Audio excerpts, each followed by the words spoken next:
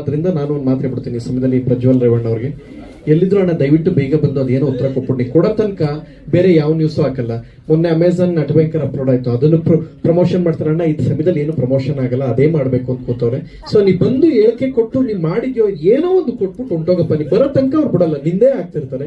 First ನೀ ಬಂದ್ ಅದೇನು ಅಂತ ಒಂಚೂರು ಉತ್ತರ ಕೊಟ್ಬಿಟ್ಟು ಹೊಂಟೋಗ್ಬೇಕು ಅಂತ ಈ ಮೂಲಕ ಪ್ರಜ್ವಲ್ ಅವ್ರಿಗೆ ನಾವು ಮನವಿ ಮಾಡ್ಕೊತಾ ಇದೀವಿ. ನೀ ಎಲ್ಲಿದ್ಯೋ ಬಂದ್ಬಿಡುಗ್ರುವೆ, ಬ್ಲೂ ಕಾರ್ನರ್ ಆಗೈತೆ ಅದಾಗೈತೆ, ಫಸ್ಟ್ ಬಂದು ಉತ್ತರ ಕೊಟ್ಟು ಅಣ್ಣ.